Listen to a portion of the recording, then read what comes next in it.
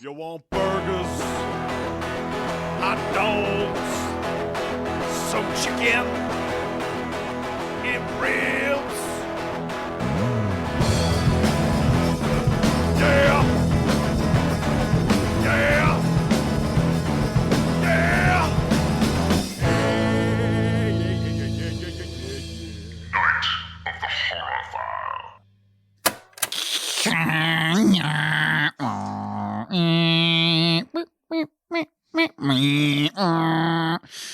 How many people miss that sound?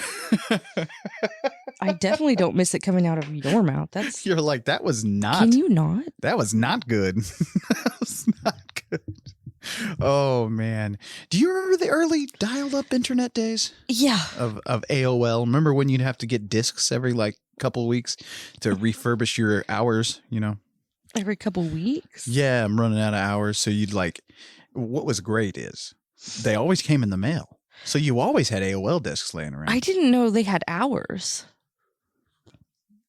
Yeah. Well, that may have been in the early days before you started paying for it. You know what I mean? Because like before you'd have to like get hours and stuff like that instead of paying a monthly premium. I did not know that. Yeah. That makes sense. Old man Lee. You're only a few years older than me. True. Today we have Uranus Net though, so that's fun. But anyway, you may be wondering what us old folk are talking about with dial-up internet and stuff today. Well, that's because Japanese Horror Month continues here on Night of the Horror File, a horror movie podcast where I take a horror movie and show it to my beautiful wife, Brittany. Sometimes genre film, actually. I should probably mention that. But and show it to my beautiful wife, Brittany. Wow, did I just go Irish there for a second? I have no clue what you're doing. My beautiful wife, Brittany. Anyway, and she gives us her thoughts and input as the outside man here, or person, outside person. I don't know anymore if I'm allowed to say man after things now. I don't. Is that with good? me, it doesn't matter. Am I going to get care. canceled? I don't know. I think I've already been canceled. I think I came out canceled. You got to be famous to get canceled is the thing. I think so. Anyway, what did we watch this week? Pulse from 2001. Now, no, I'm not talking about the Kristen Bell Weinstein spectacular dump of a movie. I'm talking about 2001's Pulse from Japan. The internet today. Today we know the internet, most of the horrors that come from the World Wide Web, sex trafficking, illegal porn, drug trade, white nationalism, TikTok, everything. All the evils are kind of, we're aware of them now. Right, you got the dark web and stuff, and you get full share of urban legends and stuff like that. But anyway, we still don't exactly, I don't think we have the internet figured out as a beast that it is, but maybe one day we'll blow it up. I don't know, man. It's so weird to complain about the internet, yet I'm on an internet radio show right doing now. it. It's so fucking funny. But anyway, back in 2001, before we'd have constant connection to the web in our pockets, a lot was unknown. Hearing that dial-up modem noise was kind of exciting. You felt like you were entering a whole other world. The sky was the limit, the last frontier. To boldly go where no other porn viewer had gone before. God. By the way, back in those dial-up days, you'd have to wait for a porn picture to load up, and it would take like 5 minutes. Video was out of the question. 2001, it was a little better, but anyway, it was also terrifying. Trying to define those early internet days is kind of difficult to people born after 2005. Oh, Sure, there are screenshots going around Google that you can look up, but I feel like with Woodstock, you kind of had to be there. You know what I mean? Right. You had to experience it for yourself to really get what us old folks are talking about. But amongst the excitement and the feeling of new connectivity was a lingering question. Sure, we can go forward now into this vast unknown, but what could get through? What could come to us? Right. That was always a big fear and stuff. Kiyoshi Kurosawa, director of today's movie, takes that horror and combines it with the problem of suicide as well. You know, post-war economic collapse in Japan, as we talked about in the two-part series we just did. And, suicide was on the rise after World War II. This crisis lasted so long that it's often called the lost 20 years. Oh. Yeah. And suicide still continue to plague Japan. You know, that's a big problem over there, as it is with the rest of the world. But, at the time, more people were in debt than ever before. You know, depression creeped in. Combine those thoughts with Kurosawa's cynical view on encroaching technology, and you got an excellent recipe for J-horror technophobia. Technophobia. I like that And term. that's really what we're dealing with here. That's the main theme of the movie. But there's also other little themes of this movie. This movie's got a lot going for it in its simplistic plot. Right. Which we'll talk about as we go. But that's where today's movie comes in. I think the feelings of a more darker Japan creep into today's flick. You know, those feelings. There's a lot of feelings in this movie. Right. A lot. Yeah. I think this movie's more of an experience than a traditional narrative. Yeah. And so we have a lot to talk about. So let's dive into Karo, or Pulse, from 2001. So the movie starts with a woman telling a story about how she killed Lee when she drowned him and then brought him back to life and then put him on the internet. I mean, we are on a boat. I'm on a boat, mother. Anyway, that's not how this movie begins. But Pulse is one of those. It's a more weird and unique film amongst the J-horror boom movies that we talked about this month. It's very much an odd, strange experience, and it deals with a masterful use of the uncanny, which I'll talk about later. There is little to no violence in this movie. Right. There's a little bit, but not. A movie dealing with suicide, you would expect to have a lot more. Right. I think that's what a lot of people I'll kind of discuss why I think a lot of people don't like this movie as we go throughout. But I feel like a lot of people expected more violence from this, because we talked about in the two-part series, there was a movie called Suicide Club that came out around the same time, that symphony of suicides and over-the-top gore and stuff like that. So you would think movie Pulse, when you read the description, you would think it probably has a lot more gore. Right. No. There's no blood in this movie at all. No. Yes. Is there? A little bit. A little bit. Barely noticeable, though. Right. Barely noticeable. There's zero gotcha moments, too. There's no jump scares. But you think there's going to be jump scares the whole fucking entire time. I've been waiting. I was waiting for a jump scare. I don't know. We'll talk about that too. How Kurosawa deploys that technique he uses in this movie to build dread and stuff. He has you on your edge of your seat, expecting something to pop out at you at the entire time, but it doesn't feel tiring. No, because a lot of other people, American movies have tried this kind of thing before, where they've tried to extend it out without jump scares and stuff, and it's boring. Right. It gets tiresome. Right. But this one, I don't know. There are negative reviews of this movie. And because I'm sure a lot of people tuning into this probably love this movie, probably seen it. But I hope you've seen it. We're about to spoil the fuck out of it. The whole thing. But I think, I think the people who feel negatively about this, they're missing those jump scares. Right. Right. I do feel like that, because boring is a word I hear often thrown out. And like I said, we'll discuss though. But to those of us in the West, lack of jump scares seem kind of strange these days. Yes. You got clothes and mirrors, cats flying out of closets. Fuck. Dude, and I was expecting it, and it was so. After watching this and doing my notes, I've been so jumpy. You're constantly in that state. Yes, I'm ready for the jump scare. Because we in the West especially, I kind of wonder how the Japanese took this when they watched it, I wonder if it was different for them. But to us here in the West, you are in a constant state of wanting to scream. Right. But it doesn't let you do that. There's a build up the entire movie. And then it doesn't give it to you. And what's weird is, and we'll discuss this too, but what's weird is it builds it up, but then it just gets bleak. Yeah. And it depresses you at the end. There is no payoff, I guess. There's payoffs, you know. You do get scared, but like it's a weird feeling. Like I said, it's more of a feeling than it is a movie. Right. It's a tone. Yeah, there you go. It's a pulse.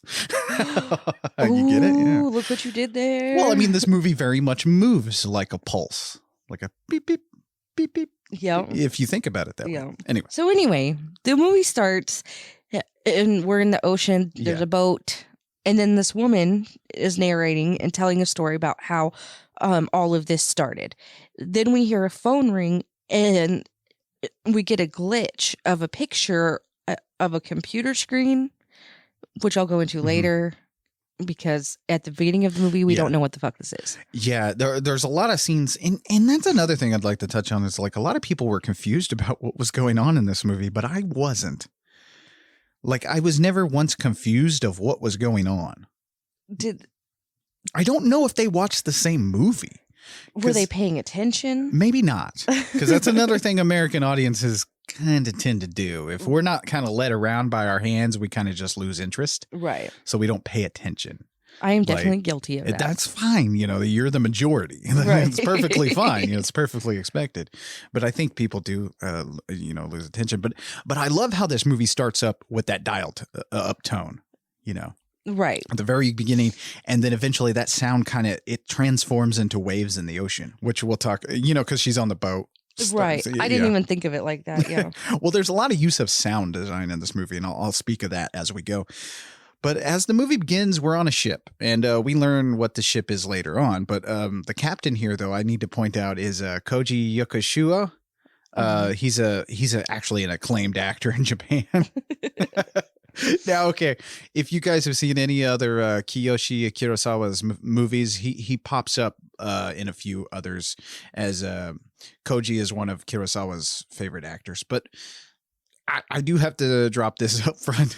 Through this episode, I absolutely will not go through much of the cast, because I'll definitely go into Kurosawa as we talk about the movie, but the director, but I do like the actors in this, and they do a fantastic job. Yeah. And I do know some of these actors. It's just, I don't think, and maybe I'm being a dick here and underestimating our audience, but I don't know if you guys want to hear about these movies that these other people have been in, because they're not very popular over here. For the most part. So I don't know if it's worth really mentioning them, but the cast is fantastic in this. This movie requires acting that cannot go over the top at all. No, it has to be subtle. Yeah, and they nail it in this movie. Like, you expect the entire time, which, like I said in the 2-part series we just did, go listen to that before you listen to this, by the way. But in that 2-part series, I talked about how like a lot of people misinterpret what they get over here in America as the majority of what the entertainment is over there in Japan. Right. Right. They misinterpret what we get mostly here, like Pokemon and stuff like that, as what it's probably what the movies are like over in Japan. Mm-hmm. So I think that keeps a lot of people away from Japanese horror. But like with this movie, like it's none of that. No. There's a little bit of humor kind of thrown in there, just a touch. There's a little spicy humor. It's very dry, but it's in there. But like for the most part, like I said, it's very subtle, the acting here. Very subtle. Very subtle, and it's very reflective. Like their interactions with each other aren't normal. I felt like with this movie that everything felt so I know this is going to be really weird to say, but realistic. Very much. Like even later on, which we'll get to it. I don't know if we discussed that scene particularly because it's just such a short scene, but there is a scene where they're gathered around after they find their friend has committed suicide. Mm-hmm. And they're gathered around, and one of the characters, which I believe is Yabe, he mentions, he's like, it just happens. I get that way sometimes. Right. It would be easy to just hang myself. Like it's very much like a whoa. Yeah. But it's like a realistic thought, It's all so realistic. I don't know, like a lot of people complain about the characters in this movie. That's another thing. I don't mean to be hating on people who didn't like this movie, because like we said, your opinions are valid. Everybody's opinions are valid. Movies are subjective and stuff, but still, I feel like with this one, I think you're missing the point of it. Like, I don't know what more you want from these characters. Like, because a lot of people say they're not fleshed out enough. And do we need them to be, though? No. Like, because I believe with an American version, which I haven't seen the Americanized Paulson for fucking ever. Yeah. But I don't think these characters we're not really supposed to get to know them very well. I don't think so either. It's almost like we're the voyeur in this whole thing. Yeah. And why would you want to? They're all disposable. Exactly. So I don't understand. I mean, there are likable characters. You do like these people. Right. They don't give you a reason not to like them. There's there is a lack of dicks in this movie. Oh, and I don't mean floppy wieners. I mean like assholes. There's no mean people in this movie. And that may be another reason why people are kind of complaining, because they're all kind of the same. But it wasn't necessary. Yeah, exactly. I guess it's very hard to describe because like, unless you've seen this movie, you won't really understand what we're talking about. Right. But like they're empathetic, but they're all kind of they're introspective characters. Right. Right. But I loved it. I don't know. I loved the acting and the characters, and it wasn't anything flashy or over the top or anything, but it didn't need to be, and that's what I liked about it. I think if there was any flash in this movie or anything over the top, it would have failed. I don't think Kurosawa would have got the same same the tone he wanted. Right. If anything was over the top or spectacular. And I think that's also why there's barely any gore in this, Right. Which, if you've seen other Kurosawa movies, he can do gore. Like, he can do that very well. But like, for the most part, it's very subtle. Because that's not the point of this movie. Yeah, it's not the point. This is like the slow jam. It is. Of Jay Hoarder. It's like the horror jazz. Yes. And that's okay. It's very much okay. I can't stress this enough. It begs you to just turn off your brain for a while. Mm-hmm. Well, not completely. Like, it's still a smart movie, but it begs you just to kind of meld into the story, not question things, just kind of feel it. Right. So a woman named Michi is calling her friend Taguchi. Okay, oh my God, hold on a second. I forgot to disclaimer this before I start talking. You thought Lee was bad about butchering these names. I am going to butcher them even more. And I even practiced a little bit. Gonna fuck them up, okay? I'm gonna fuck this all the way up, and I apologize to all our Japanese listeners. I'm sorry. Yeah, we are from Oklahoma. We are doing our best. I mean, you guys really should be thankful you're not tuning in and we don't sound like this. Now, right. I mean, to some people we might. No, we might. I don't know. Let's load up the truck. We don't have Put on my boots with my spurs. Oh my God. Travel on down to the Petco. Anyway. Giggity. I don't know. Whatever assholes say when they're wearing cowboy stuff. Anyway. The tornado's coming. The tornado. Get your lawn chair. Yeah. Nada. Yeah. So we're doing our best with these pronunciations, which I don't think these are pretty good. These are pretty easy to go with, right? Like, I found these names pretty easy. I mean, shit. Did you hear the names I was saying last episode? Yes. I did hear those names. Yes, so yes. I understand. So a woman named Michi is calling her friend Taguchi, and he isn't answering. And they're talking about how they haven't heard from him for a week or so. They're all coworkers. Mm-hmm. And I guess he's working on some kind of disc for them for work, and they need it for a deadline. Yeah. So Michi says that something is wrong and she needs to go check it out. One of the things about this movie that lends that really is fun. I don't know. I can't find another word, but it's that dream like quality it has. This movie very much feels like a dream. Yeah. Like how it's set up and stuff like that. We do have like I said earlier with the characters and stuff and how their interactions are almost dreamlike as well. You know, like I said, it's very introspective more than it is like joking and talking around. You know what I mean? Right. But like they interact in a minor way, I guess is really what you go for. But the setting itself plays with that, you know, with the dreamlike quality. We are constantly in an urban environment. Right. And, you know, it's dislocated and it's very cold. Oh, I know what you mean by cold. I was like, what? Yeah. No. I was Not thinking like winter feeling cold. Yeah, I understand what you mean. It's very serious. Yes. Yeah. It's very much serious and stuff. And the way it's just the color pattern and stuff like that. Right. It's all very much a fucking dream. Yes. Like if somebody had woke up at the end of this movie, yeah, it would have made it the worst movie ever made, but it would have been believable. Right. You know, but this makes you feel like all of this kind of combined makes you feel like you feel the fact that slowly you are being plunged into dread and modern technology is the conduit for that. Mm-hmm. It's cold, it's dislocated, kind of like the internet. Right. You know? I love how Kurosawa uses those colors in this movie, though. If you notice, the main characters seem to wear bright colors. I'm trying to think back. I guess kind of. Yeah. Well, at least one bright color. You know, Yeah. like I think here at the beginning, you know, they're wearing brighter colors and stuff like that. It kind of goes away at the end of the movie.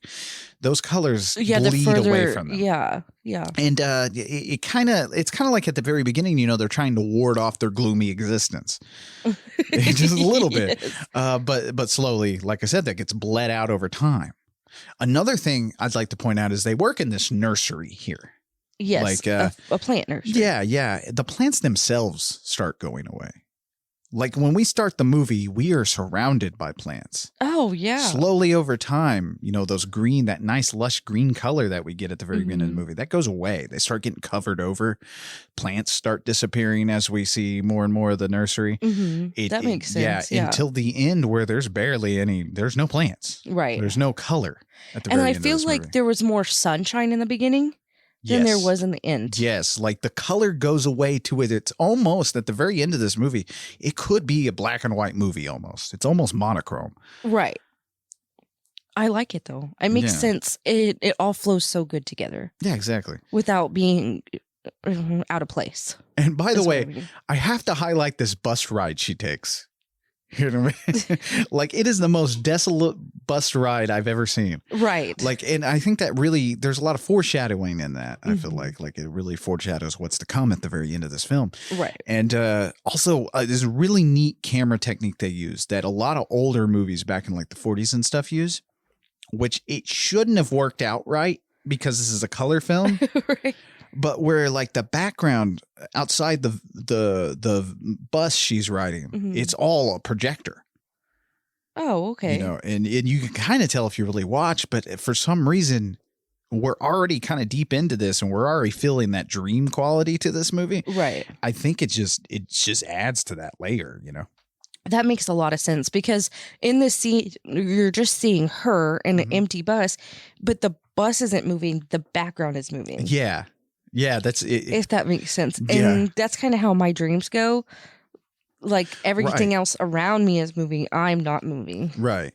I don't know how to explain it. It makes sense when you look at it. Yeah. And it starts off, you know, I think those bright colors and stuff, you're starting off with just a normal dream. And then we slowly get plunged into a fucking nightmare.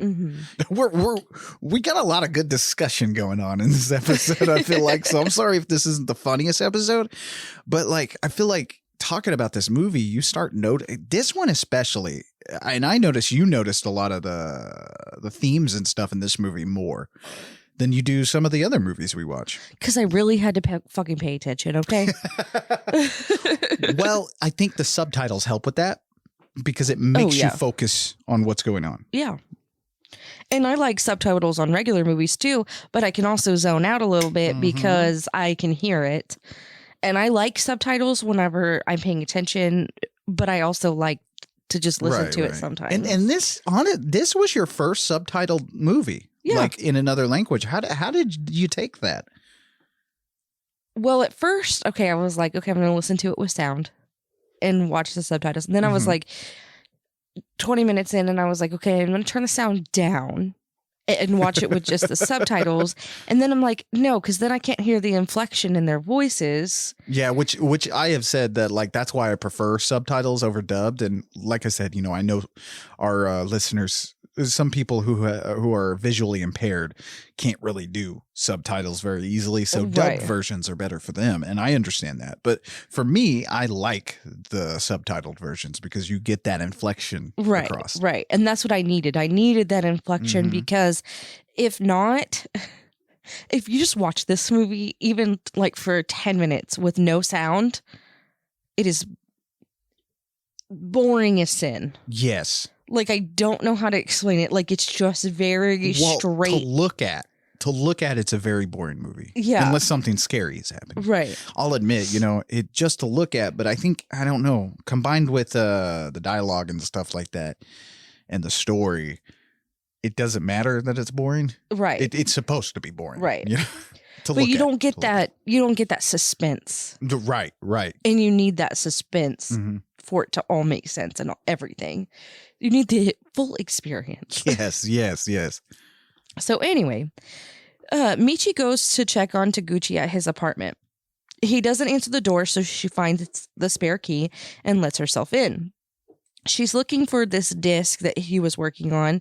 And when I say disc, this is a motherfucking floppy disk. A floppy disk, man. Motherfucking floppy disk. Did that take you back? I was like, take you back? Oh my God. I remember those outrageously big floppy disks and stuff that look like fucking flappy envelopes. Oh, yeah. Great. I remember when we used to have floppy disks on our fucking school list. Yeah? Yes. Oh, shit. Yes. Our school supply list. Oh, yeah. Because you have to like do reports at home and take it on your floppy. Oh, anyway. So Taguchi ends up actually being there, but he just like pops up and he says that the disc is in a pile on his desk and he nonchalantly grabs a rope. He goes in the other room and while Michi finds the disc, she then goes to find him. This scene where she walks in to go find him, it takes forever. Yeah, he's building up. You know what I mean? Right. Which I think you took that. You got that. Yeah, I knew. He was building up for what was happening, but I was like, dang, this is taking forever. Well, she goes in to the other room and he has hung himself. Yes. And it's particularly somehow Kurosawa makes finding a dead body scary in this movie. Like more... How is finding a dead body not scary? Well, okay. I'm comparing it. I shouldn't compare it really, but I'm comparing it to an American horror movie. Okay. You walk in finding a dead body is not very scary in a horror movie.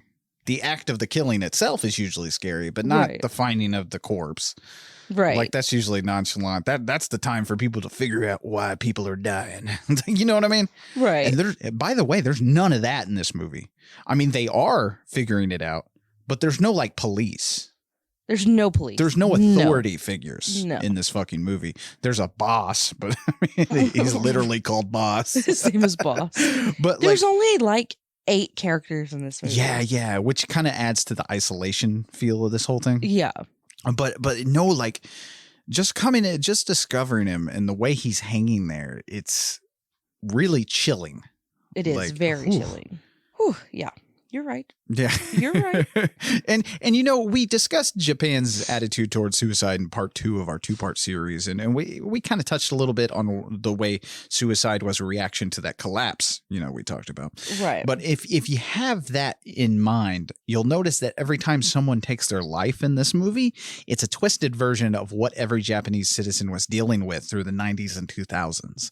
Many of these people lost family members, friends, co-workers. co-workers. You know, you were losing people, like people in your life. Oh yeah, and yeah, stuff yeah. like that. So it's kind of like we're forced to kind of watch it happen. I see what you and mean. take Yeah. that in. And I think Right. having that background in mind kind of helps a little.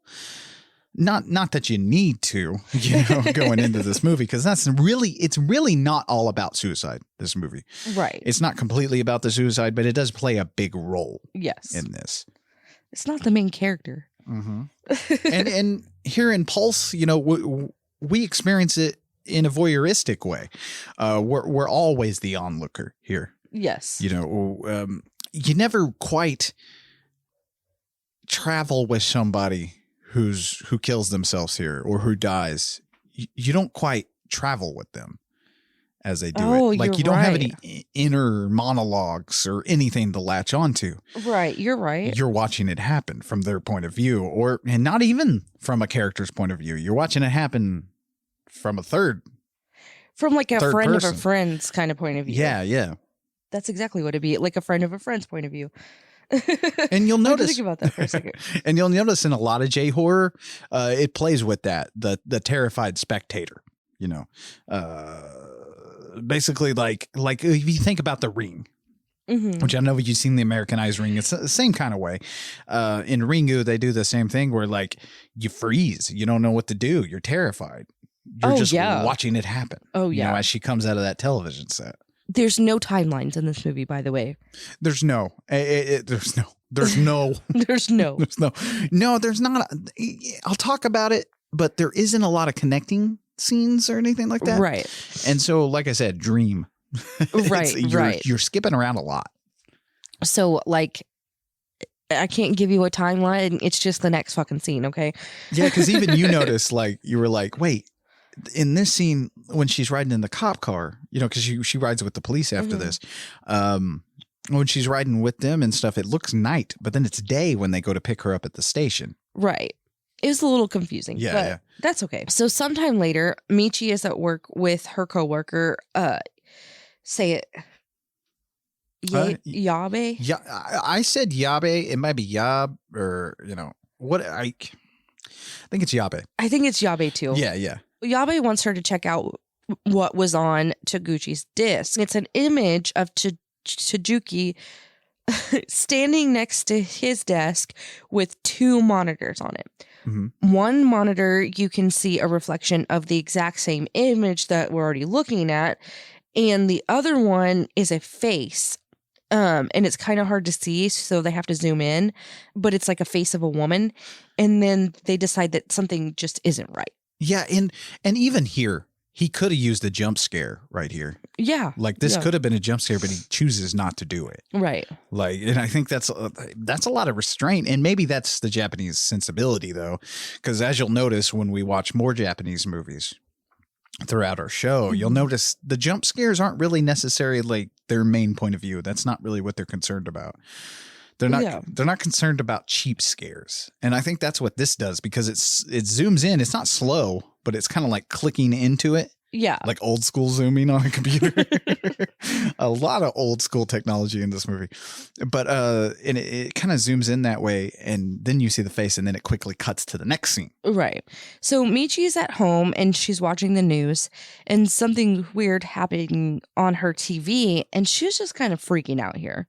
She's starting to slowly be freaked out by everything. Yeah, in that TV, how it warps the face. Yeah, a little bit. That's fucked up. But it didn't really scare me, because it's like, oh yeah, it's an old TV. It's not really scary. I don't think it's meant to scare you. I think it's meant just. It's just to show you that Michi is like, she's freaked out. Yeah. So now we meet Kawashima. He is at home and he pops in the CD for his new internet provider. I love it. He got his hours, man. He probably got this in the mail. And this is called Uranus Internet Services. Yeah. How many Uranus hours do you got lock in Uranus? Oh, God. See, this is what I mean. There is some humor in this. Yeah. Because you cannot tell me that wasn't a little joke that Kurosawa slipped in there. It has to be. It had to have been.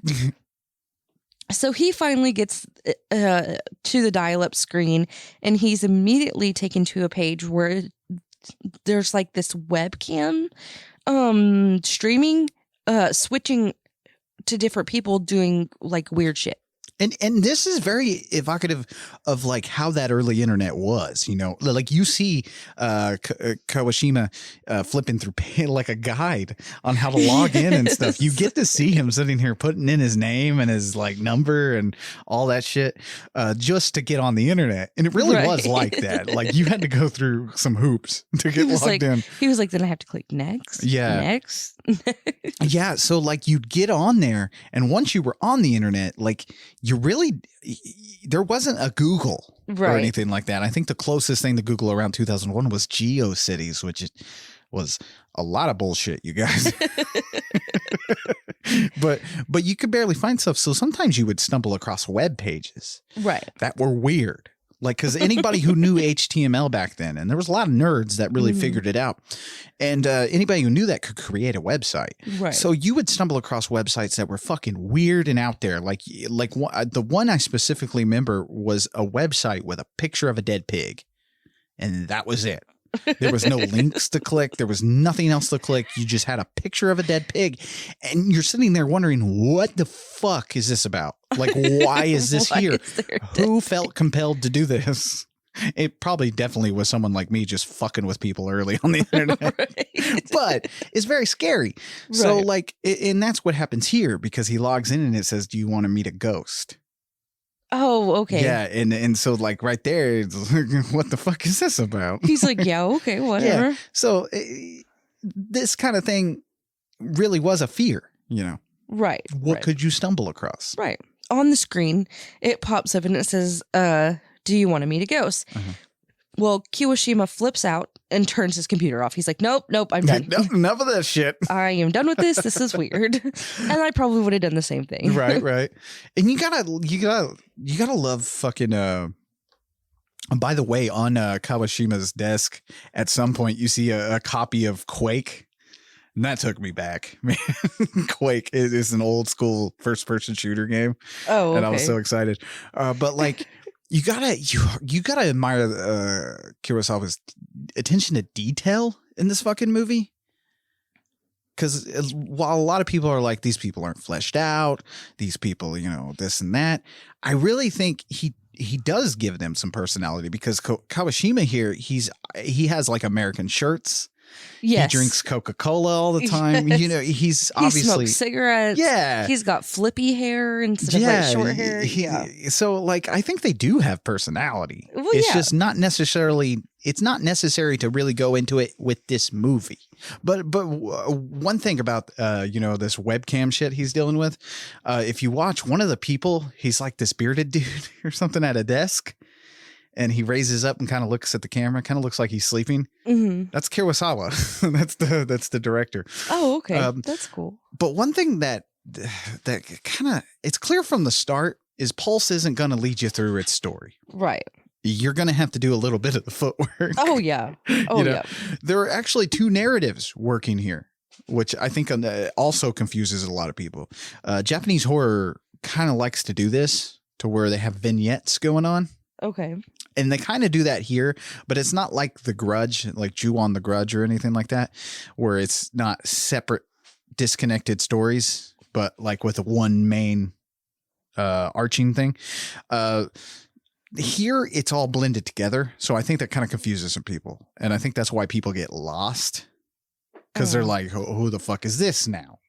Like, who am I dealing with here? It's just another character. Calm the fuck down. But that's what I mean. That's why I asked you after you watched it. I was like, did you get what was going? Like, did you follow this? Yes.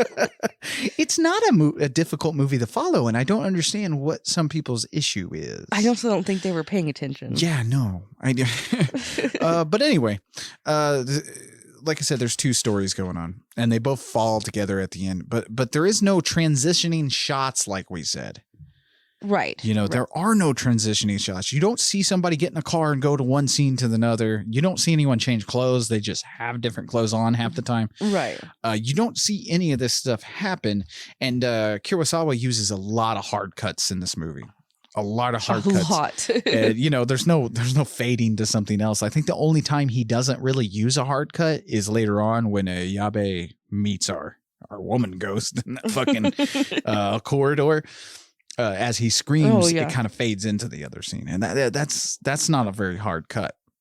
I don't think so. Well, it might. I don't know. I know the sound keeps going when we go to the next scene. I don't think so. Or maybe not. Oh, maybe I didn't catch that. You might not have catch that. You are terrible with sound. I really am. And what's really funny is this movie, Kurosawa's movies. He is a master at sound, and I'll discuss that more as we go. Oh, you know? I didn't hear some sounds in this movie. So later, Kira Kawashima, I can't talk, is asleep, and his computer just turns on and starts up the internet. It goes back to those webcam things again, and he wakes up and freaks out. The next day or whatever, he goes to a computer lab at the college that he attends and asks someone if the internet can start on its own. The other guy tells him it sounds like a hacker. So then a lady comes over and asks him if he knows the web address. Yeah. And he says he doesn't know anything about computers, so she shows him how to bookmark that page. This did come out in 2001. I should probably mention, because a lot of people this doesn't get brought up a lot. But this movie specifically, because I mean, you've heard people talk about J-horror before, right? Before you really got into this series. No. Kind of discuss it at all? No. Oh, okay. Well, I don't talk to people about horror Brittany's movies. Like, I don't fucking talk to people like you. I'm forced to talk to you because I'm married to you. But typically this movie doesn't get brought up a lot. You know, it is people's favorite movie, so I'm not saying it's not talked about at all. It's just it's not typically the go-to for J-horror. Right. And I think that has to do with because it came out in 2001 in Japan, but we here in the States didn't get it till much later. In fact, around late 2005 is when it came out here. Wow. And then you can thank the Weinsteins for that, because they used to do this a lot. They would buy a movie, they would buy the rights, and they would bury it. Why? And they kind of did this because the Weinsteins bought the rights to this, buried it, and they started to work on their own remake. Oh, okay. That makes sense. Yeah. And you had a lot of Japanese films treated this way during the J-horror boom here in America. I bet most of you don't even know that awful Joshua Jackson film Shudder was a remake of a Japanese film by the same name. You know, in the Japanese film is much better. And less Joshua Jackson. How that man keeps getting work, I'll never know. But to get an idea of how terribly shoved aside the original Japanese counterparts were in those days, The Ring 2 beat out Kurosawa's Pulse in theaters. That's weird. Yeah, The Ring 2 with its CGI deer beat out this movie. And also, like, this movie was, when Magnolia finally got the rights to distribute this, around late 2005, they only got to throw it out on like a few screens, so that's also a reason. But still, you know, the original Japanese movies were not getting any notice, which is kind of odd because I feel like these do it better than the American remakes. Yeah, but Americans aren't going to let that happen. Yeah, we gotta try to be number one at everything. Right. It's the American pastime of stealing other people's creations, isn't it? Yeah. Stealing other people's things. It's their fault for having it first before we got here. Oh my God. Yeah. Ooh. Anyway. But I feel like the Americanization, though, really killed the J-horror boom here in America as fast as it started. Because I don't know if you felt it during that time back in the early aughts, but like, you know, like Hollywood continuously put out these terrible, they weren't all terrible. Right. Sorry, they weren't all terrible. They were pretty good. Some of them were good, but they just kept fucking putting them out, continuously churning out these terrible remakes, like One Missed Call with Ed Burns. another actor. I don't understand how he keeps getting work, but but this movie itself, aside from remakes, has been knocked off a lot in Hollywood as well. I mean, I don't know if while watching this, if you felt like it was familiar, like the premise. No. You didn't feel like that? No. To me, M. Night Shyamalan, I think, did the same movie when he put out his film, The Happening. Like, only he must have, I don't know, he must have snorted some coke and replaced technology with plants for some reason. Okay. I can kind of see it. You see what I mean? It's like with that movie, The Happening, he was trying to create this. Like this kind of buildup. This mood, yeah. Yeah. In The Happening, there's not a lot of jump scares either. Like, but I don't know. M. Night Shyamalan's not very good with mood. He's not very good with any of it. No, I'm sorry. There's very few M. Night Shyamalan movies I really enjoy. I agree. And most of them you can't even watch again because it's just, there's no ruined. rewatchability. Yeah. Like The Sixth Sense, I know everybody loves that movie, but I can't watch it anymore. Like, I already know what there's happens. no point. Right. The shock factor is gone. Yes. And The Happening, that's his worst fucking movie, man. That movie is an unintentional comedy. The fucking trees, man. Fucking Mark Wahlberg as a science teacher. I do love Mark Wahlberg's explanation of why he took that role. He was like, I don't know. Just wanted to play a science teacher. It sounded all right. Whatever. But throughout the fucking movie, he's like the worst science teacher in the world. Oh, anyway. What's going on, Mr. Science Teacher? I don't fucking know. Monkey Mark. Anyway, back to this movie. Yabe. Did I say it right that time? I think so. I don't know why you're asking me. I'm on the same level. Well, anyway, he's at work and he gets a call on his cell phone and it's a man that keeps saying help over and over again. Then he gets a picture on his phone of Taguchi.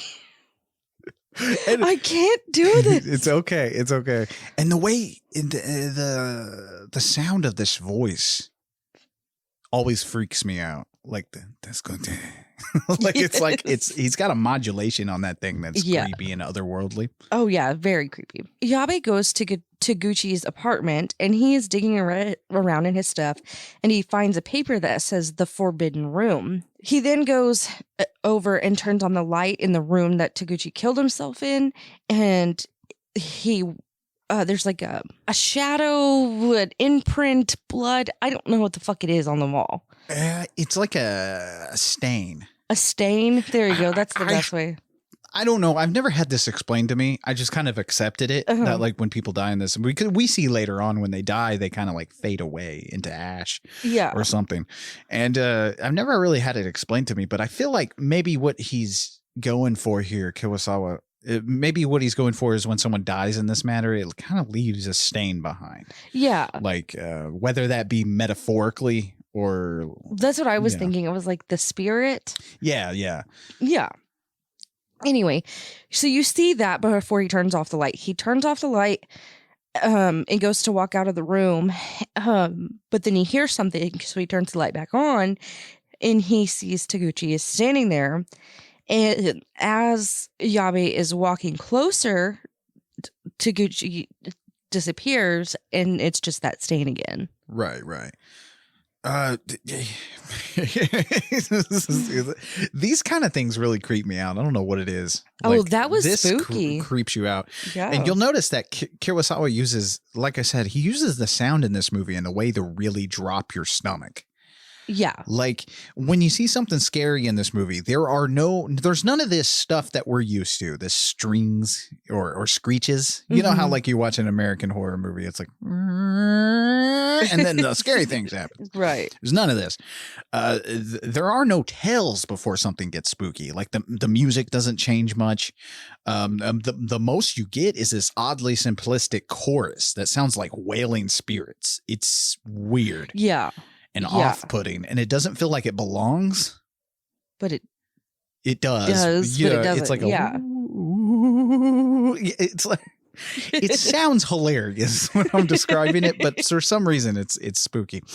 But he even uses that sparingly, like it's not throughout. Right. Like I think, what is it? There's like 2 times he uses it, I think. I think only 2 times. Yeah.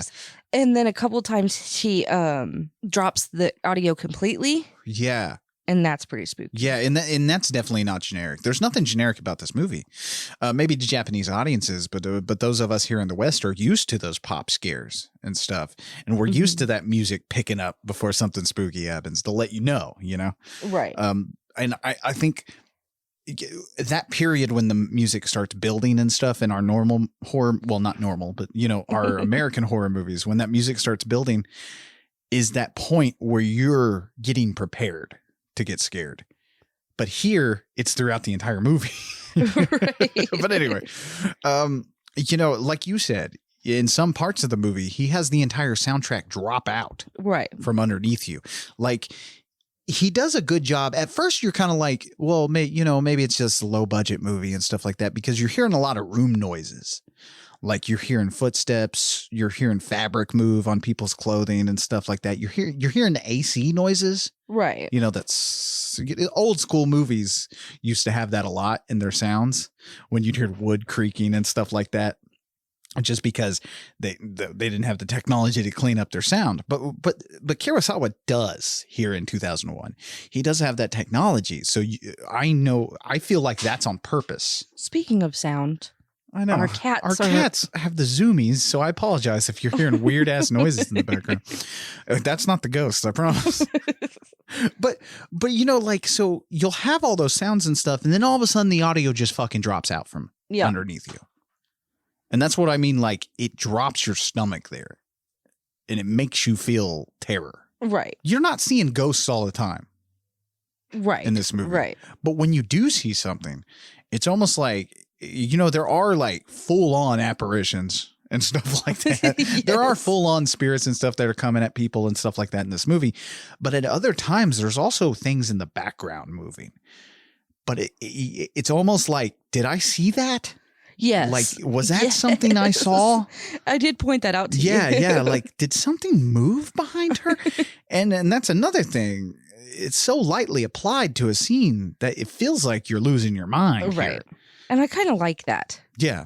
I know that sounds weird, but you're getting lost in the movie, and I think that's what you should be doing. Yeah.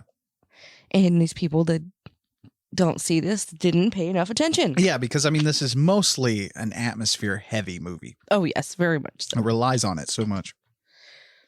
So Yabe goes to leave, and he sees a door with red tape on it. Mm-hmm.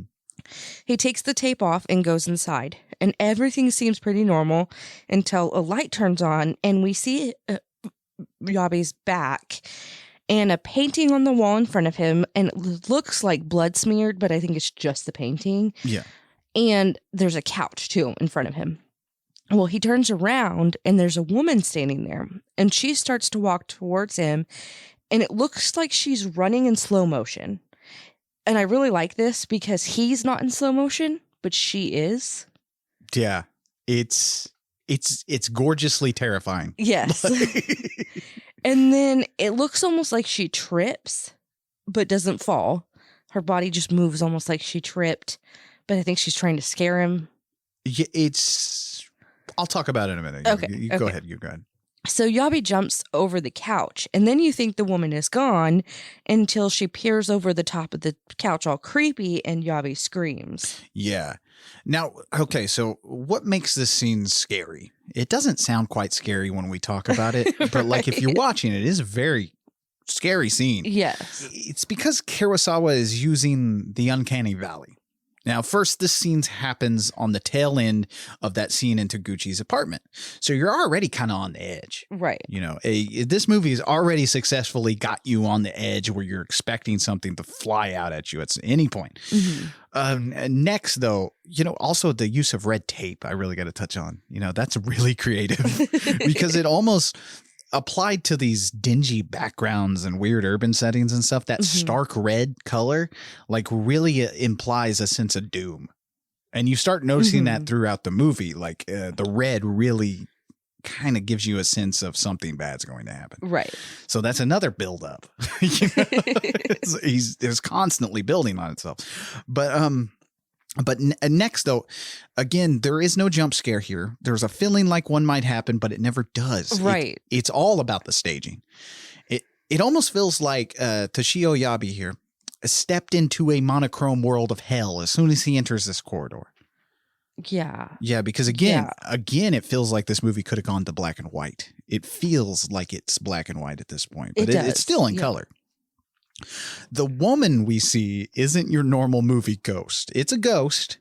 Right. But she looks like an average woman, when you see her standing off in the shadows.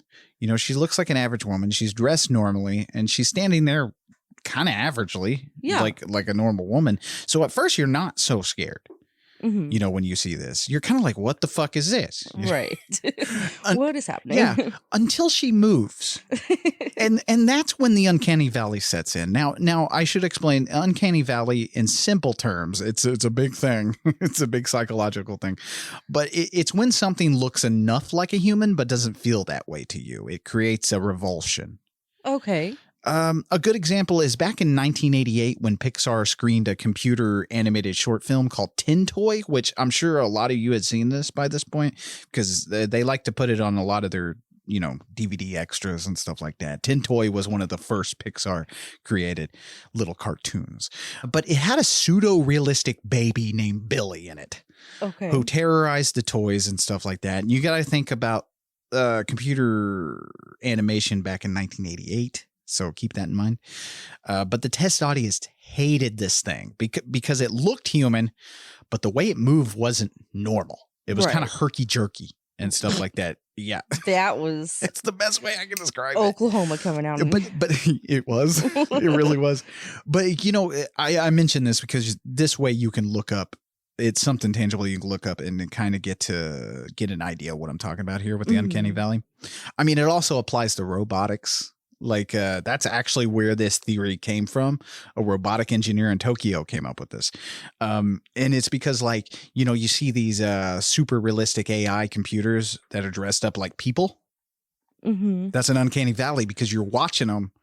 They look like a person, but the way they're moving and the way they're talking isn't normal. It's not a person. Right. So it creates a revulsion in you.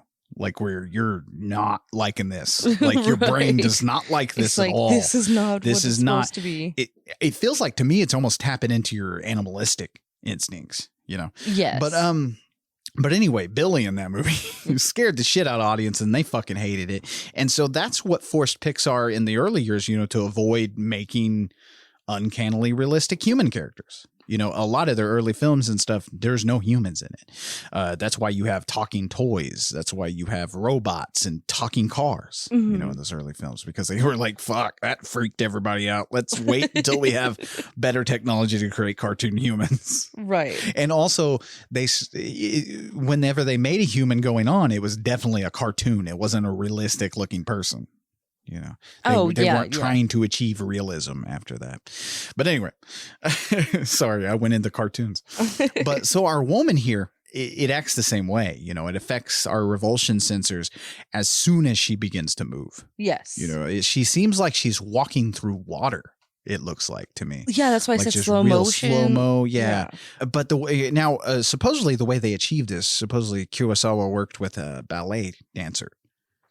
Because that's why her moves are so smooth, right? And stuff, because that's another thing. It's like all her movements are very smooth. They're not. I feel like in an American film, this is where you'd get that weird like jerky movements and stuff. You know how we're obsessed with that? Well, we're obsessed with that in movies sometimes with ghosts. They're always moving in weird like cut frames and stuff like that. Yeah. But anyway. But another thing, you never quite see her face until she moves down out of the shadows when she does that odd fluid fall-like motion. Yeah. Which is another thing that kind of plays into your uncanny valley with that, because it's straight up horrifying. I don't know if I'm doing this scene any justice, but there is a lot of that in this film, not just this scene. That's how Kurosawa creates a ghost that's actually unique and scary in his film. He doesn't have to have pale makeup or gore. None of these things are missing eyes or like, their limbs aren't falling off or anything like that. He just stages it right. Right. You know? It looks she looks like a normal person until Yeah. she starts to walk. Yeah. And most of the ghosts do in this movie but there's just that one small little thing that really plays with you. It plays with your brain. So, the girls are at work, Junko and Michi, and they are worried about Yabe because he didn't show up. Michi is going to go check on him, but Junko freaks out and wants her to wait. Mhm. Now, it's another day, and Yabe does show up, but he's ignoring everyone. Then, when Michi goes to leave, she sees a person taping up a door with red tape again at wherever they were. Yeah. And like I said, there's a lot of questions left unanswered in this movie. Like, how do they know about the red tape? Who's telling them this? Like, what's going on? Well, I think it's kind of obvious, though. It is. I'm going to tell you, because if a door is taped up, you really probably shouldn't go in that door. Yeah. Yeah, I totally Because get it's you. taped up for a reason. Yeah, plus that red tape, the sense of doom and stuff like that. Right. I totally get what you mean. So back to Kawashima. He is at home and he's trying to call someone, but they don't answer. Then his computer starts the internet back up by itself and back to the webcam thing. So he follows the instructions to get the web address that the lady before had told him to do. And then the person on the video starts to move around and has something on their head. It's a bag. It goes to take it off, but we don't get to see it because Kawashima unplugs the internet. Yeah. He's like, yeah, no, fuck Yeah. that. I mean, out of everybody, Kawashima is someone you really can connect with. Yes. Because he does kind of act like how you would in real life. Like, well, fuck all this. Right. I am not watching this Yeah, anymore. I want to play some more Quake. Oh my God. So Kawashima goes back to the computer lab at the school and he talks to the lady again. Her name is, I'll come to that later. Yeah, we get it. It's okay. Yeah. And she asks if she can go to his place to check it out. So they go to his place and talk about it. How the internet doesn't really connect people. You're still alone. You're still isolated. Right. Even though you feel like you're connected through the internet, you're really not. Which is, I think, is something we can really relate to this, Yes. in our time period we're at now. But now I mentioned when we were watching this together, recently, that although the tech in this movie is outdated, it still feels very relevant. Yes. Like all of this does. And I think that's because we all just went through a year of isolation and lockdowns. And very little human contact, at least those of us who were smart. Right. But it's no secret that humans are very social creatures, and we need in-person social interactions to stay healthy. The internet, yes, it has connected us, but it doesn't give us that other bit of in-person social interactions, which kind of is not good. Yeah. We are more connected than ever, but we are more separated than ever before. Yes. Especially in this time. And Pulse plays with that lonely feeling.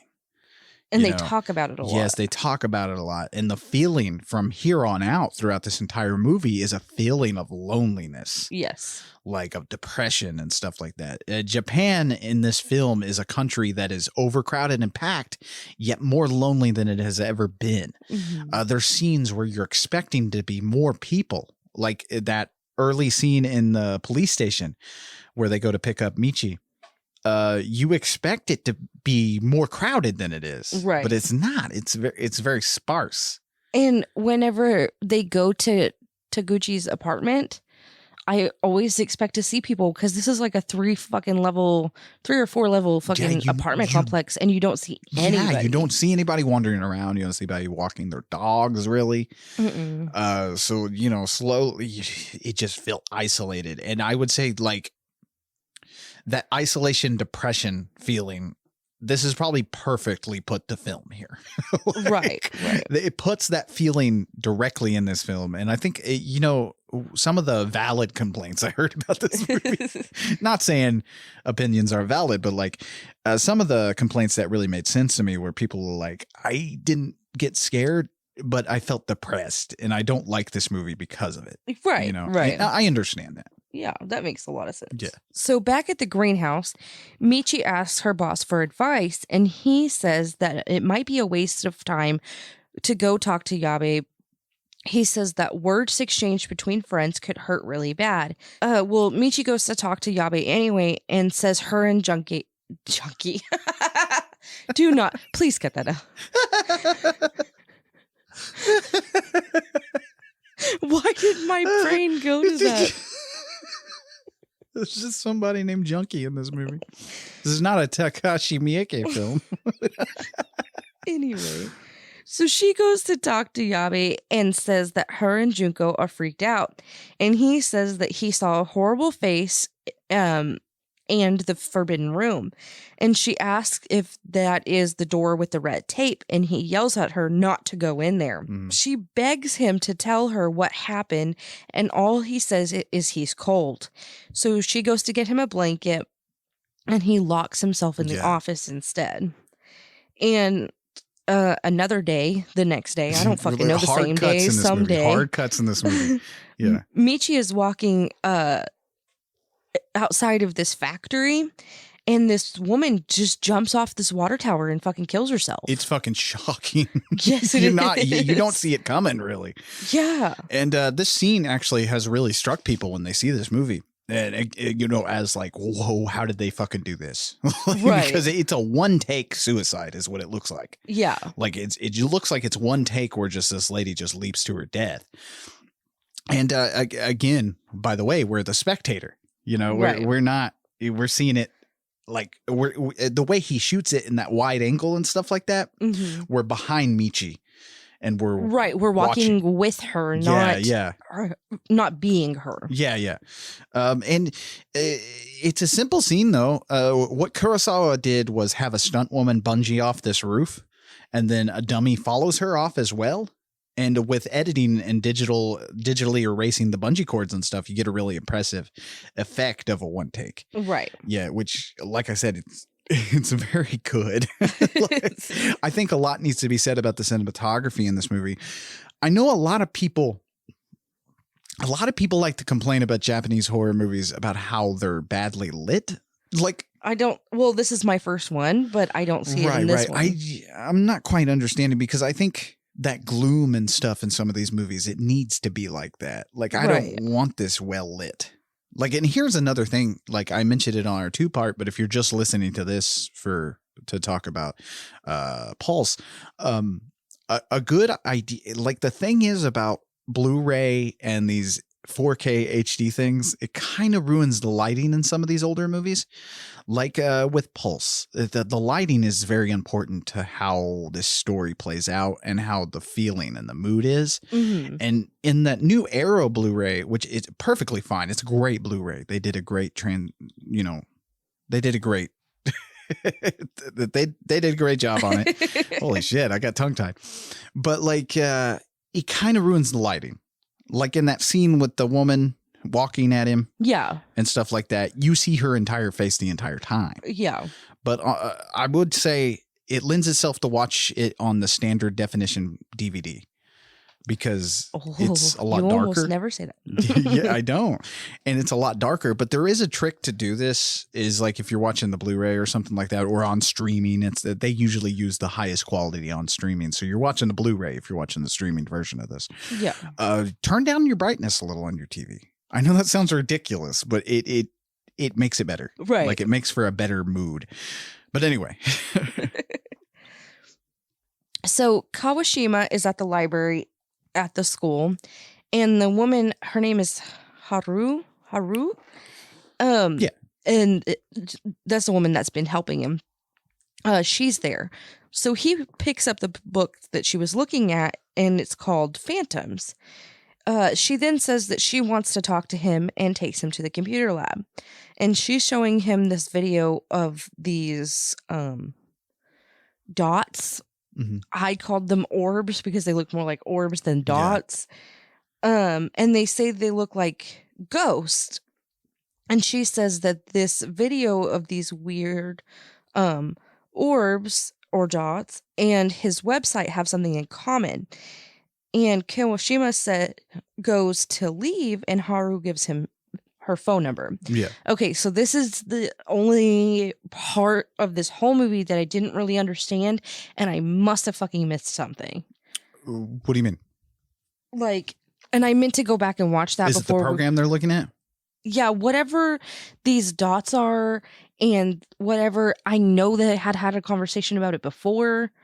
Yeah, it's because the dots, whenever they get close, someone dies. Oh, okay. Like from what I picked up on it. So I'm assuming it's when the spirits cross over with somebody else, somebody dies to go away, which, because we'll find out in a minute what's happening, even though a lot of people say they're lost. This movie tells you. Right. And that's what I mean. It's like I had missed something. You may have, and that's okay. I like this scene in particular because, like, really, like, it's not fully explained what's happening on this program she's showing him. But because basically whoever created this, they're the only ones who knows what's going on. Right. Which is, kind of a thing. So it is another kind of like dream-like little scene. Yes. Yeah. Yes. So Kawashima goes back to the library to read that book, and it says that everyone dies. Therefore, there's no reason for ghosts not to exist. Mm-hmm. Then some guy is like watching him, some kid, some person is watching him from around a shelf, and his friend comes up and tells him that he needs to run and go catch him. So Kawashima runs after this guy, but he just disappears. I don't feel bad if you feel a little lost during this scene, but again, it's just more of that dream-like kind of situation we're in. Right. But like, in an American horror film, no person in their right mind would tell you to run after this thing and try to catch it. Right. Go find it. Like, that's another thing that I really should touch on J-horror movies and stuff when they deal with ghosts, is there's a natural curiosity about the characters when they approach spirits and stuff like that in these movies. Normally, in your typical American ghost story, you're typically just scared of this thing, you're running away from it, or you try to find a way to kill it or something. Right. It was very American ideal. Just try to kill it. Fuck it, burn it with fire. Even though this thing never did anything. Yeah. But here, like in this movie specifically, they're more curious about it. Like, they're curious about these things. Scared of them, yes, but like also more inquisitive. Right. So I'm going to put a name to his friend. Mm-hmm. And his name is Yoshizaki. Mm-hmm. I'm going to call him Yoshi. That works. So that I remember it, because I never wrote it down. That's okay. One thing I noticed you got a little tripped up on is you were like, because you also, like, when you do these things, you also read the summaries, plot summaries, make sure you didn't miss any plot points and stuff like that, which a lot should be said for Brittany about the work she puts in on this fucking show, you guys. It's not, she does a lot of work. But you got a little tripped up on the names because you were like, in some things I read, they're calling him like Kawashima. Mm-hmm. They're calling him like, what was his first name? His first name, Ryosuke. Yeah. Ryosuke. They're calling him Ryosuke, and in this they're calling him Kawashima. They don't call him that in this movie, and you were a little tripped up on that. And that's because, like, it's something I really didn't mention yet, but like in Japan, it's a lot more common to call men by their last names. Mm-hmm. The family name, and women usually have the first name. I usually call them by their first name a lot. Right. But like, it's because it's all about that shame thing, all about, like, they're very prideful of their family names and stuff like that. So like, if you do something wrong over there and you shame yourself, you've shamed your entire family and you shamed your ancestors and stuff. And, they take pride in the family name and stuff like that. And that's why you'll be watching a movie and they're calling someone by their last name, but then you're looking up the cast list or something. If you do that and you're like, wait, his name's right. Why are they calling him this? And, so it is a little confusing if you don't really know that. Right. So Kawashima and Yoshi go to Yoshi's apartment and have tea. Kawashima says that he is cold, and his friend's talking. And Yoshi's talking about spirits and says that once they fill their realm, they are going to ooze into another realm, and he's talking about their Earth, the Earth realm or whatever. Yeah. And he says it starts with something simple, and once the realm meets critical mass, any device would do, or anything at hand. And after many hours or days or weeks, it finally happens. And then it spreads around the world, but now they aren't a faint presence anymore. And Kawashima says that he doesn't believe that story. Yeah, Kawashima, like, he takes a lot of convincing in this movie. Yes. But, like, maybe it's not because he needs convincing or anything. I think he just doesn't want this to happen and stuff. He's very optimistic. And you mentioned him feeling cold. That does kind of play into the story, does it not? Yeah, that's why I mentioned it. Yeah, like that's one thing to put a pin in. And so perhaps playing off the Dawn of the Dead saying, when there's no more room in hell, the dead will walk the earth. Yeah. Maybe that kind of influences a little bit. Even though I think we're talking just strictly heaven or the spirit realm or whatever these things come from. Like I said, he just says it's their realm. Yeah, it's a spirit realm. You can go with that. But, we have spirits here who want to inhabit our world because their world is taken up. And it kind of goes into what he reads earlier in the library about if everyone dies, then there could be a ghost for everybody.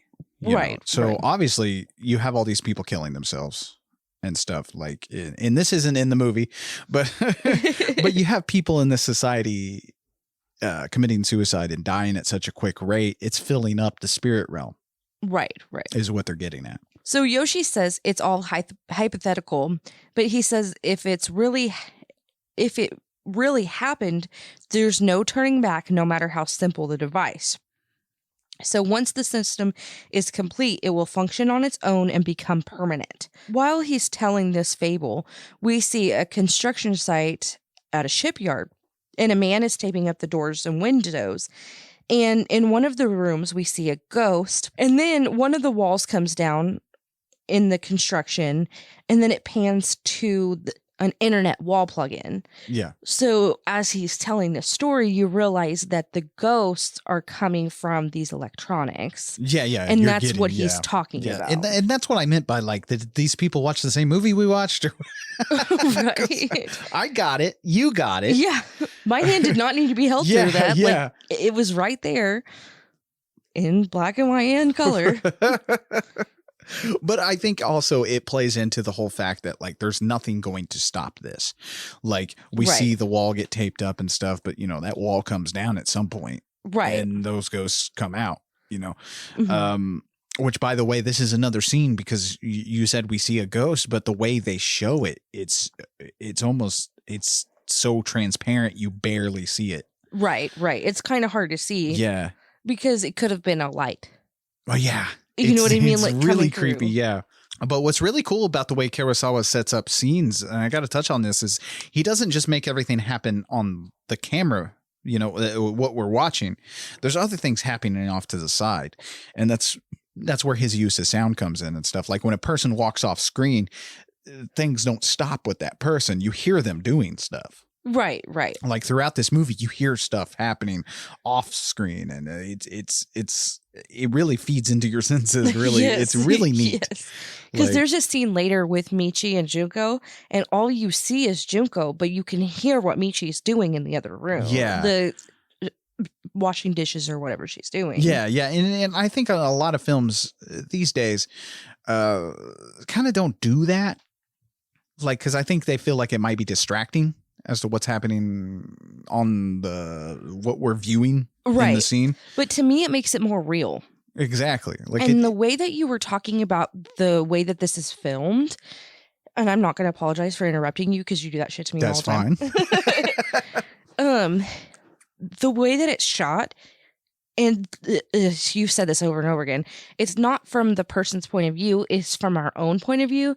So it's like we're in the room, like we are sitting at the table in between these two people that are talking. Like we are a friend. Yeah. We are there. We are part of the movie. And I kind of like that. Yeah, because I think that really makes it more terrifying. as to what's happening. It makes it more real. I don't want to say it's a point, it's not a POV horror movie, but like it kind of feels that way. But it's your POV. Yeah. It's well, again, we're not doing it any justice. I'm not Right. doing it any justice trying to explain it this way, but it's very neat. So the girls are at work and Michi's on the phone because she's looking for their boss. Mhm. Junko wants to know what's going on and why everyone is disappearing. Michi makes another call to trying to find her boss, and Junko gets irritated and walks out. And then the phone rings because Michi's off the phone or whatever. Yeah. Well, Michi answers it, and it's the person, and the person on the Right. other end is this man asking for help again. That the same call that Yabe got. Yeah, Yabe got earlier on. Then it cuts to Michi finding Yabe. And as she walks up to him, he's gone. And it's just this stain on the wall again. The stain starts talking. You hear his voice, whatever. I don't know. And he... Well, the way the way he shoots this thing is when you see somebody standing like against a wall or something like that. Most of the time they're just standing there looking. And like the way you see it, the way he shoots it is you see the main character like Michi approach it, and then all of a sudden it pans over and he's gone. It's just a stain on the wall. Right. The way he shoots it, it's like we don't see the person disappearing, but we know they just vanish. Well, he starts saying help over and over again. So then she goes to look for Junko, and Junko goes in the door covered in tape. Yeah. Anyway. And that's another thing people get tripped up on is because they're like, what's the forbidden room and stuff like that. It's just this. It's whatever's taped off is a forbidden room. Right. So that's another thing I was lost to why people were lost on. Like it's all right there, you guys. It's not just one room. Yeah. If It's that's just, what you mean. It's the forbidden room, If it's taped off, it's forbidden. That's all it is. Yes, Yeah. that's all that means. So Michi sees the door open and goes in after her. There's a creepy girl standing in the corner, and they don't see her at first. Well, they finally do see her and try to leave, but Junko is under some kind of trance by her. Yeah. And the creepy woman walks up and puts her hands up above her head, like scaring Junko. Right. Well, Michi ends up pulling Junko out of that room and saving her or whatever, because we don't know what was going to happen.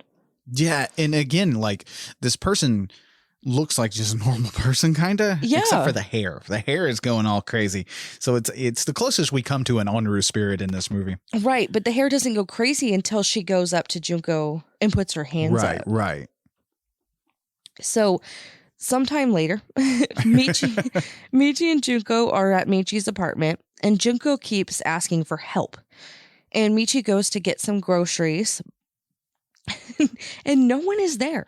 No one is at the grocery store again, except that creepy guy that Kawashima had seen in the library. That guy is there, and he's just staring. Yeah, and again, that sound just drops out from underneath you. Yes, as she watches him. She just takes those things and runs out. She doesn't even pay. She just runs out. By the way, there's an alarm that goes off when she's running out, and that was a little scary. Yeah, because that alarm starts going off. Yeah. Well, because the sound just dropped out from underneath you. So any sound that happens after that, it's like... Especially shit. a loud sound like that, yeah. So Kawashima calls Haru, but she doesn't answer. So he ends up running to the school. But everything in the school is fucked up. Right. Like, it is torn up. But there is one computer intact, and it's playing that webcam website thing. Yeah. Kawashima then goes to Haru's apartment. She's walking in the hall, soaking wet from the rain, and she says that they went away. They disappeared. She doesn't say who, but you kind of know it's like everyone. Because, I did say there's a lot of isolation and a lot of people there's not a lot of people you would expect. Like there's not as many people as you would expect in this movie. Right. But very early on, you do see other people as we go. But now at this point in the film, you're seeing nobody else except for our characters. Right. So they go back to her apartment, and Haru says that she always wondered what it was like to die. And Kawashima doesn't want to talk about this. So she mentions that maybe there are ghosts, so people don't have to be alone after death. Oh, that's actually kind of sweet. It is actually. It's a little comforting. Yeah. Like, it's kind of weird. You turn into a ghost so you don't have to be alone. Right. And you know what? That makes me feel better about death. I'm going to believe that. I'm going to come back as a ghost so I can have friends. That's Ghost creepy. friends. Ghost friends, huh? Yeah, that's how I'm going to think about this now. So I'm not so sad about death, okay? You got me, the fucking ghoul, over here welcoming it like a friend. Oh, I'm going to fucking haunt you, bro. When I die next week, I'm fucking haunting you. Next week? What the fuck you planning? I'm not planning anything. Why you dying next week? What do you got? So I don't have to do this podcast again. Oh, shit. No, man. If I'm going to work some spells, I'm going to get some Satanists and some witch in here to like slave you into fucking your ghost is going to have, that's going to be your hell. See, you're going to have to do the podcast forever. No. Damn it. So then she goes over to her computers, which she has 7. Yeah. 7 There's a computers, lot of by the way. computers here. And then she says that the people on the webcam things are like ghosts because ghosts and people are the same. Kawashima says that he doesn't believe that and he doesn't want to think about dying. He does not want to talk about any of this. Yeah. And he thinks maybe they will invent a drug that can make people live forever. Yeah, and like I said, a lot of people complain about how these scenes kind of drag or kind of boring in their opinions. Were you kind of bored by these kind of scenes here? But I feel like these scenes are very important. It's telling the whole fucking story. Exactly. See, they're bored by this because they're not paying attention. And that's perfect. Like, you hit the nail on the head. I think people see this and they just see two characters expositoring at each other. They're not really doing anything worthwhile, but really everything they say is important to the plot. Yes. Movie. Like, so listen to the fucking movie. Listen to the fucking movie. I think a lot of people are missing the point, and they're holding this up to more Western horror movies. You know, like, you gotta expand your mind. Exactly. Like we as we didn't really start getting these kind of movies like this Japanese horror movie we're watching here until later on, you know, with stuff like Midsommar and stuff. You know, when people started calling things elevated horror. Yeah. Where it was basically just horror movie with a good story. It's not elevated. There's nothing. It's just a horror movie with a relatively awesome story. Right. It doesn't mean it's elevated at all. Elevated. Just because a movie's not goofy does not mean it's fucking smarter than everybody else. But I think a lot of people compared this movie to a lot of stuff that was coming around 2001. Because like I said, post Scream era, before we got into the J-horror boom, when everything started acting like this, we were mostly seeing these teenage slasher movies where, like, if there were scenes in between the kills and stuff like that, there was stuff going on. People were fucking, or people are making fun of other people doing funny shit. Right. You know, there's stuff happening, but with stuff like this, it's important to watch it because this is the story. Right. This is the whole thing. Just like in Midsommar, in between the stuff the big old things that happen in that movie, it'd be like if you didn't pay attention to any of the dialogue in that movie, didn't pay attention to those scenes in between things, like, you're gonna be lost. Like, you're not gonna know what the fuck. Right. Like, so you gotta watch the movie. You gotta watch the fucking movie. Pay attention to it. So Michi is trying to help Junko, but Junko won't let Michi leave her side. Until one morning, she asks Michi if she is going to die like this because she's haunted or whatever. Yeah. And Michi says no. And then Jinko, the jeans? Jinko jeans? Then Junko turns into a stain on the wall.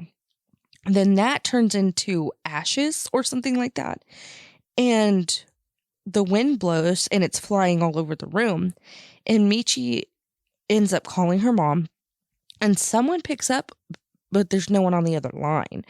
So she says she will be right there. She's going to go Yeah. find her mom. There's a scene earlier on with her mom, and Yeah. it's just a setting scene to show that she has a mom. Yeah, because I mean, it's just to set up this scene right here where she Right. calls.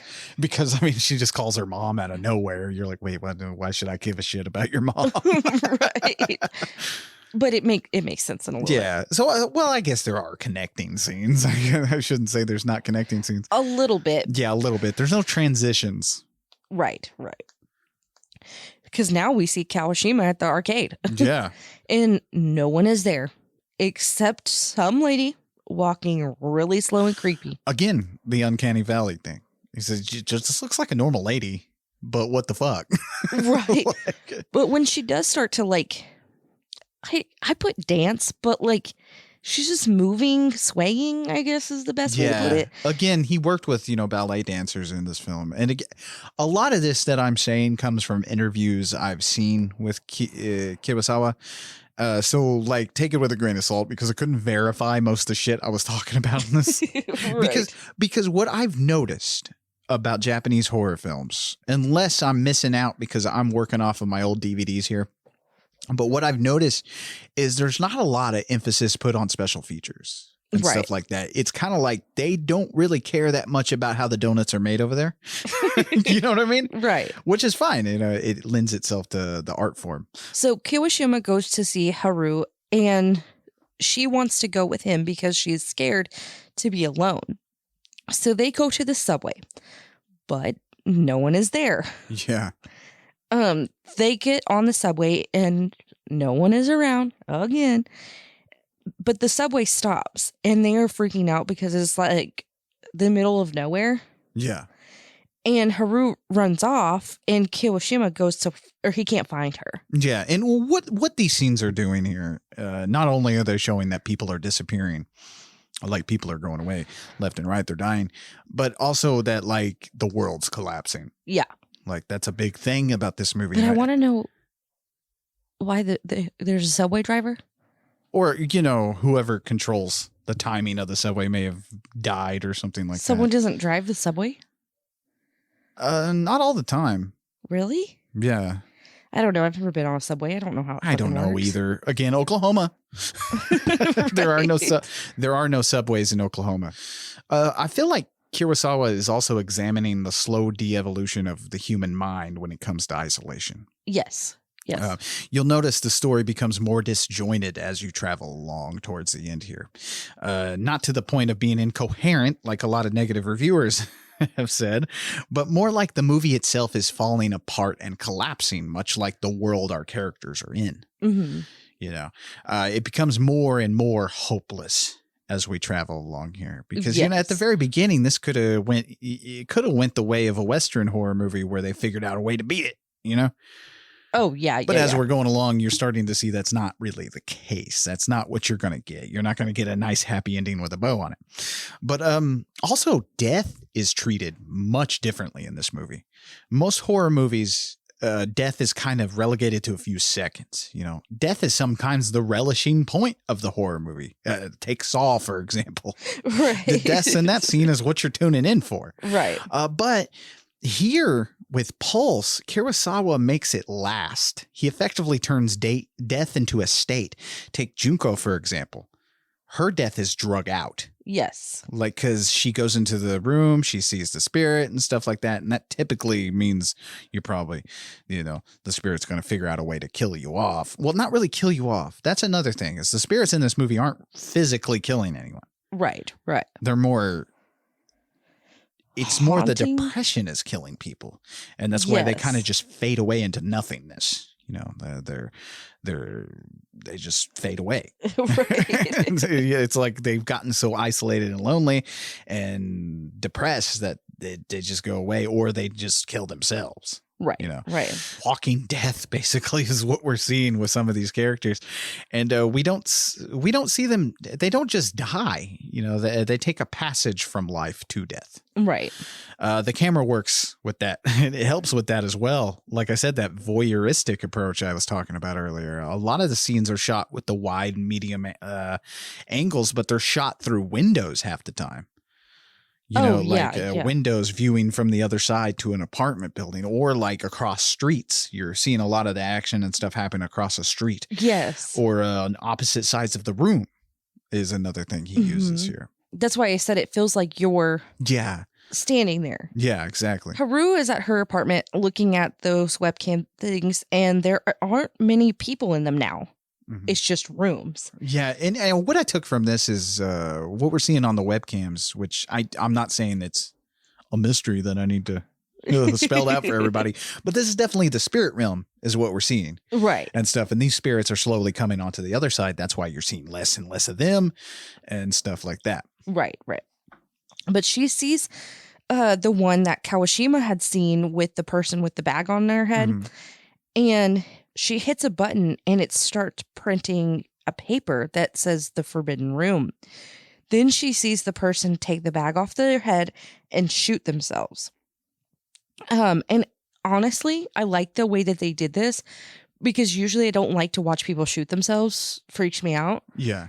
I watched it because I wasn't scared of what they were going to show. Yeah, the suicides in this movie. That's another thing, which, by the way, I guess I should say we're talking a lot about suicide in this. Mm-hmm. If you're feeling in a dark place, there's hotlines you can call. Like, right. Make sure you talk to people, talk it out. We'd prefer you here instead of not here. Right. But anyway, the way he handles the suicides in this movie, it's very artful. Yes. It's not exploitive. Right. Which he very well could have gone that way. I mean, it's 2001. He could have had brains flying out. He could have had people popping into jelly when they hit the bottom of the ground. Right. He could have went the exploitive way, but I think that would have ruined this movie. I think so too. I really liked the way that he handled it. So then another paper gets printed that says construction red tape. Mm-hmm. Then we see that there's a camera watching her.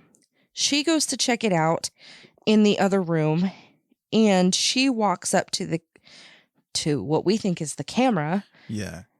And she says, "I'm not alone." And she goes to hug someone, but we don't see anybody there. Yeah, there's a few parts of that are really creepy about Michi, her here.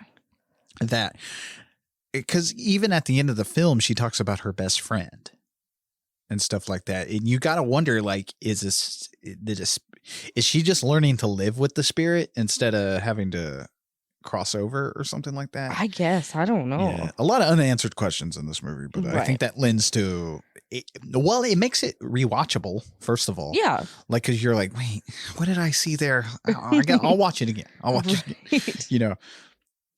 So Kawashima goes to see Haru, but she doesn't answer the door. He says through the door that he wants to live together. He says if they keep living alone, then things will get worse because they are weak.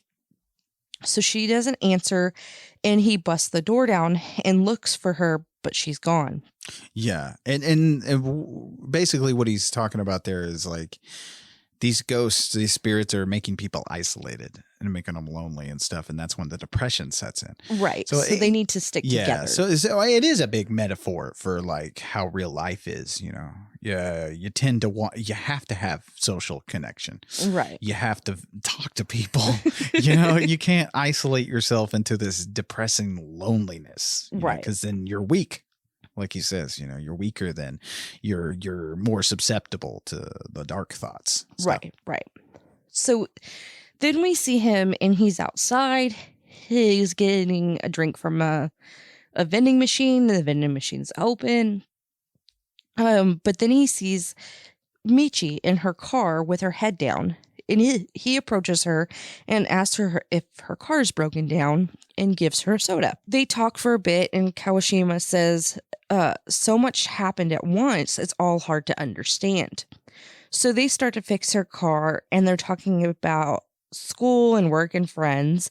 And Michi says they need to go look for Haru for him. Like, so that he knows that she's still alive or whatever. Yeah. So they agree that this is the last stop they're going to make, and then they're going to drive on as far as they can. Yeah. They go to Haru's apartment, and the walls are written with "help me" all over. Mm-hmm. It doesn't tell us that, but in the webcam with the guy with the bag on his head, that's all written all over his walls too. Yeah. But she's gone. So they decide to go check out the abandoned factory across the street. I don't know why they thought that maybe she was there. Well, they're looking around and they find someone that is just standing there with a bag over their head. And the person actually is Haru. She pulls the bag off her head and she has a gun. And Kawashima tries to stop her. Kawasaki. I can't. I'm so sorry. I can't with these names. I'm so sorry. He tries to stop her, but she ends up shooting herself. And then he tries to call 911 or whatever it is over there. But no one answers. Yeah. There's quite a bit of postmodernism applied to this film and stuff like that. And there's a lot of metaphors for things, people sitting there begging for help while they're alone and stuff like that.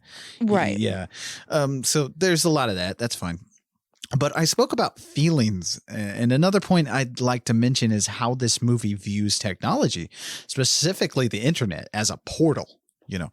Right. In the film, it's a portal for ghosts, but in real life, and I feel like this is kind of what Kurosawa is trying to say here, is that the internet acts like a portal for like low self-esteem, obsessive tendencies, propaganda and misinformation, cyberbullying.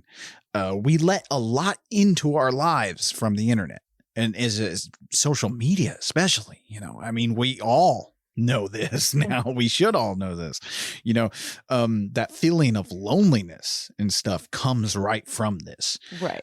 In fact, there's a lot of research into the effect social media in particular has on suicidal behaviors. Suicides seem to have rose up when social media was starting to take off, Right. And, there was a whole time period where we were worried about teen suicide off of cyberbullying and stuff like that. Because like I said, we've started to combine, well, I said this a while back, but we've started to combine our real lives with our internet lives. Right. And we've let a little bit too much into our normal lives. Yes. And stuff. And so while we haven't been affected by a supernatural world, we have tapped into something we might not fully understand. It's very much like a virus, if you want to get pessimistic about it. I agree. Just don't give in to that.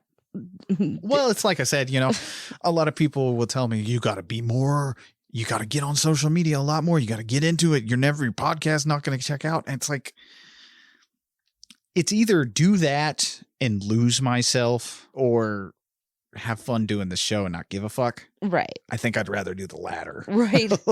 And you really do lose yourself into it. Right. It really does become your life, and it's really creepy because you have these people on there harassing each other, Twitter mostly, harassing each other, and just people are like contemplating suicide because of stuff that happened on Twitter and shit like that because somebody bullied them.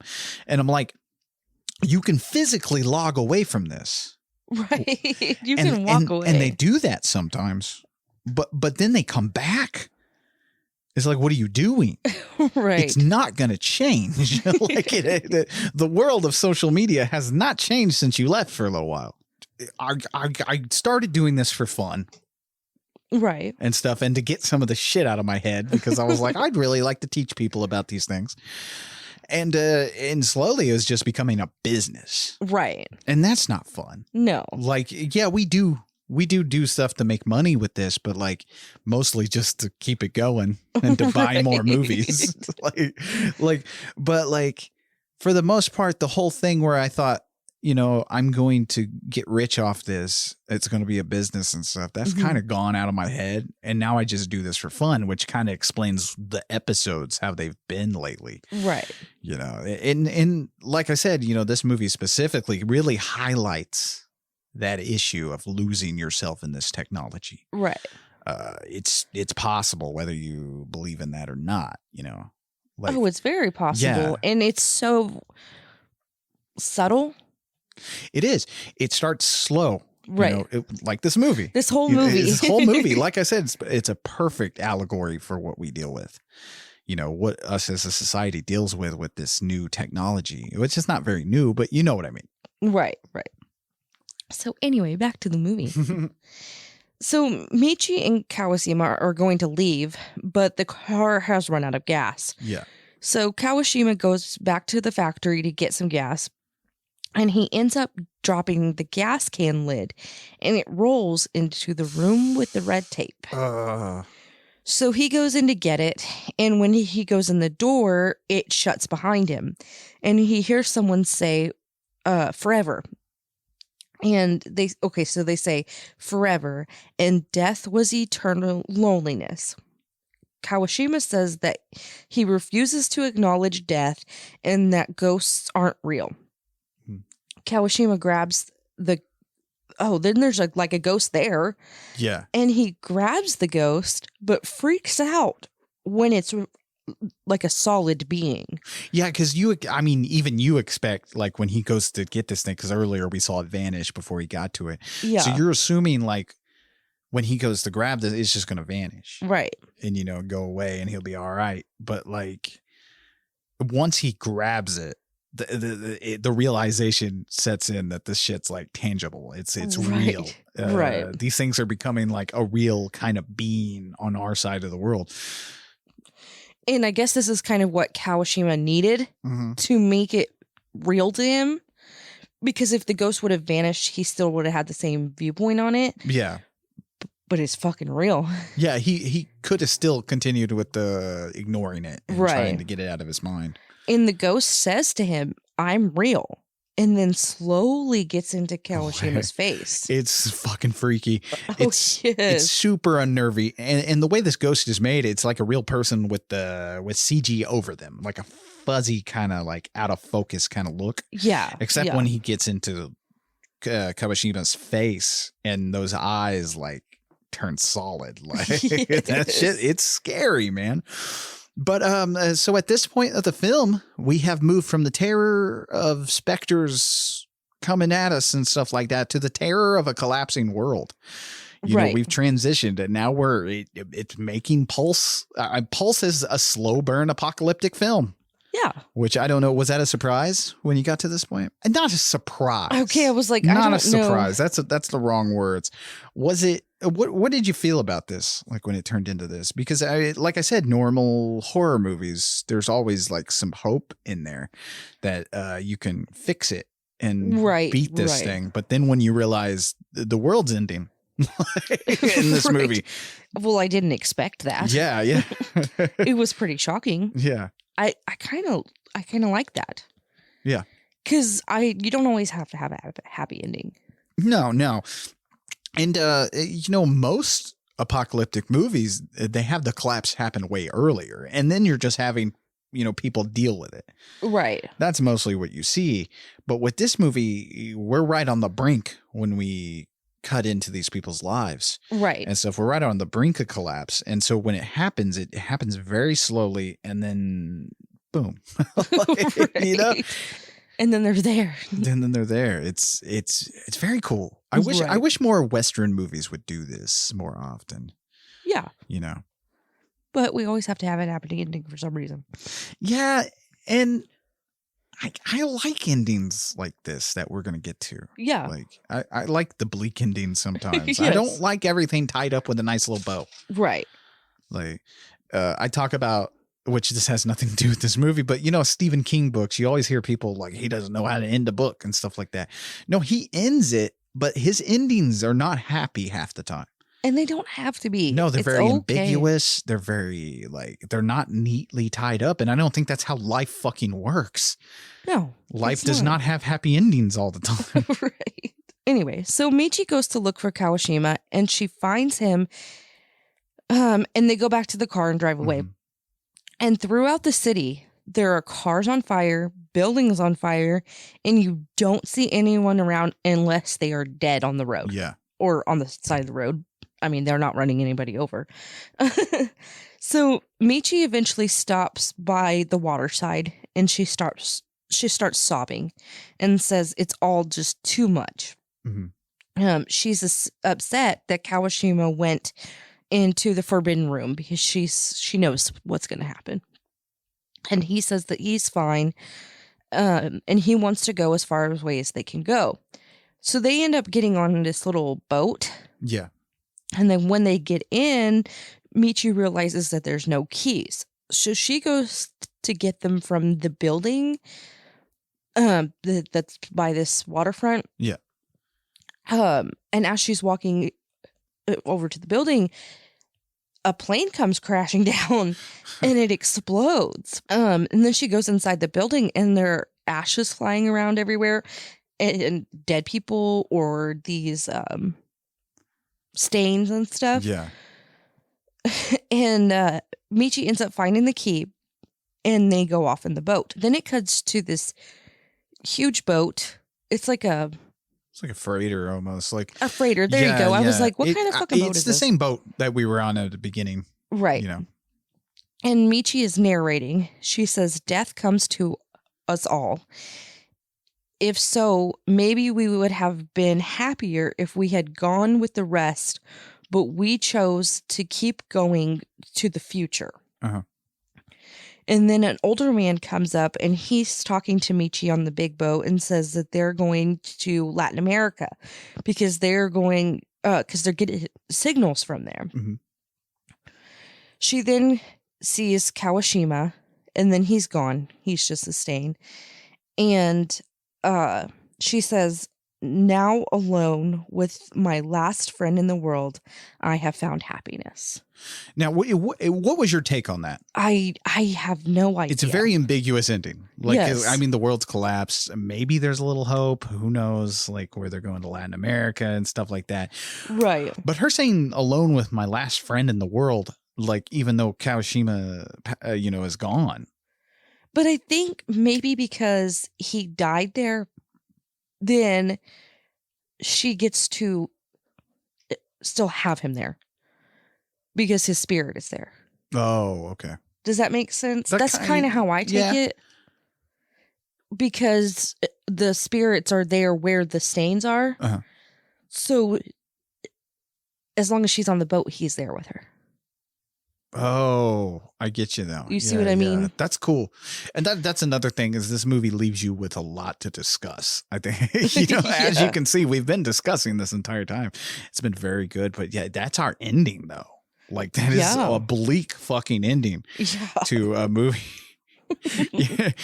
Like you think it's just a simple ghost story starting out, but wow. But good. There's so many layers to it. There's a ton of layers. And Pulse, as I said, it wasn't widely released here. It was buried for quite some time. And that makes it kind of an outsider in its own genre, I think. Like this movie is very much different from a lot of the J-horror movies. Very much different in the way it treats its characters and the way it treats the spirits. When people talk J-horror, Pulse isn't often the topic of conversation. It's usually The Grudge or The Ring. That takes most of the convo, but Pulse stands out in its own way because of the way the ghosts are. They aren't Onru or anything like that. They're completely kind of unique to this movie. Right. In a way. And I find these ghosts much more terrifying. Honestly, Japanese ghosts in general are much more terrifying because, a ghost here in American the films usually attacks you and comes after you, and usually you find a way to fight back or beat it, heading off into the sunshine with everything being okay.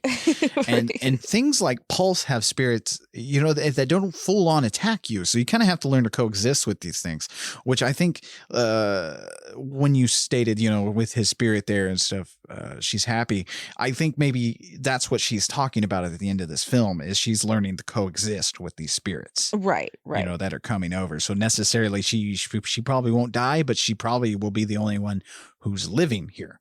Because she's learned to coexist. Right. Which is, again, more bleakness. but it's more terrifying because you have no chance to stop it and you're stuck forever with these things. Right. As long as you don't go in the forbidden room. Yeah, just don't do that. Right. You'll be all right. Now, when Pulse finally did get the attention it deserved, the reviews were mostly positive. A little mix here and there, mostly because I think a lot of people want something different from this movie. As it gets lumped in with other more popular titles, like I said, there's no traditional ghost here to lock into and to make a horror icon. Right. There's no main villain. I feel like a lot of people want a centralized villain. But if you really pay attention, the main villain here is the internet. I mean, yeah. So, I mean, there you go. You have your centralized villain, really. But really, if you just fucking pay attention to the movie. Really, yeah. You hit the nail on the head today. But we can't seem to shake that often, like that little feeling of having to have a tangible villain. Like Insidious, it's an amazing ghost story movie, but until we find out at the end there's a fucking Darth Maul ghost behind everything, and then it goes to hell. What I'm getting at is if you come to Pulse looking for answers to everything in a movie wrapped in a neat little bow, you're going to be highly disappointed. Right. That is not what this is. Exactly. It was also adapted into a novel by Kurosawa himself. I've heard the novel's really good, so maybe your answers are in there if you're really disappointed with this movie. Right. But anyway, of course, it did receive the remake treatment in 2006 with Kristen Bell and Kristen Bell. Kristen Bell, not Christian Bale. I keep calling her Christian Bale, and I don't know why, because it's two very different people. I don't know what the fuck's wrong with me. I think if you put Kristen Bell and Christian Bale in the same movie, I think the world would collapse. It's such a weird movie. Oh, but could you imagine that on the marquee? Kristen Bell and Christian Bale. Like, fuck this. I'm not seeing this movie. I don't know who's who. That's you. I don't know. Oh, but of course that also spawned 2 sequels. All of them suck. All those movies are terrible. I'll find that American Pulse and just show you a few bits of it. Well, it's on, I'll watch it. Yeah, watch it because it's on Tubi. Oh, good. Okay, so maybe we'll watch it after this. But like, they missed the fucking point of this movie. You know what I mean? Like, it just missed the point. But anyway, they, you know what they did? What did they do? They whited it out. They made it white. Oh, they really fucking did. What is that word? Whitewashed it? Yeah, there you go. Oh, very much. I mean, Kristen Bell is like the whitest woman you can get. But anyway, to me, Pulse is a fucking phenomenal film. It's on that list of almost perfect movies. Right. I have no complaints about this. Right. That's honestly my validation of what's perfect is pretty fucking small. It's basically if I have no complaints, and if you know me, there's not a lot. You're a bitcher. You're a grumpy old man. I complain a lot. But it's very scary. That's the other thing. I will say it's one that you have to dedicate some time to, but it does grow on you. But enough about what I think. What did you think about 2001's Cairo or Pulse? So, okay. Here's the thing. Here's the thing. At first, I was like, no, this is boring. I don't like it. That was only like halfway through watching it, so it wasn't a very good review of the movie. Okay, watch the whole fucking thing. Pay attention to it too. Yes. And then I paid attention. I watched it, and I really had to step away. I had to remove myself from it for a little bit, and then revisit it in my mind, and talk to myself about it. Talk to you about it a little bit. And I really do like it. I don't have any complaints. Except for maybe the timelines. That's just my brain needs a timeline. I get you. And it's just because I write all this stuff down. So it's hard to write it without a timeline. Yeah. Taking notes on things really changes your experience. Yes, it does. Yeah. Yes, it does. But there's nothing wrong with it. No, and that's the thing. Like, I don't, like a lot of people say it's boring and stuff. I don't find it boring. I don't know what that is. Maybe, I don't know. I don't know, but it was very much a slow burn for me, like in a good way. Yeah. And I had to like really soak in everything that happened and go over it in my brain. And I'm like, oh, wait, I really do like this. Because if I didn't do that, like, then it's a wasted movie. If I'm not thinking about it, if I'm not contemplating about this happening and this happening and this happening, then did I even watch it? Did I even pay attention? Yeah. And I think what really makes it good and what really makes it still kind of relevant today, it's not the typical knee-jerk reaction to evolving technology that we in the West tend to have in our movies, you know. Here in the West, when we do something like this, it's usually like an old man bitching about the internet kind of feel to it. Right. You know what I mean? Like, well, the fucking music gonna kill you. You know what I mean? That's tends to be how we treat it. Mm-hmm. But with this movie, Kurosawa really like explains that there's a deeper fear to this. It's not just that surface level, oh no, the internet's gonna rot your brain. Right. There's a deeper fear and stuff, and it runs deeper into our psyche. And I think he does just a phenomenal job. You know, check out Kurosawa is great at what he does. His other movies are amazing. But anyway, that's Pulse from 2001. Thank you for joining us. And next week we got like the cream of the crop. Crim? Does people say crim? I don't know. It's awesome. Okay. It's one of the most popular. Ringu. That's right. From 98, we're going to be watching Ringu. And wait. Yes. From 98. I got the dates mixed up. But yes, it's what kicked off the J-horror boom, because once they remade this movie, that's when fucking the shit hit the fan, proverbially. But anyway, join us next week when we head into the whale and the whale. More Kristen Bell. Is this Moby Dick? Are we going into losing my fucking mind with it? But anyway, when we check out some haunted videotapes, more technophobia. I'm Lee Evans saying stay spooky. And I'm Brittany. Stay horrific. Sayonara. Bye-bye. Thanks for listening.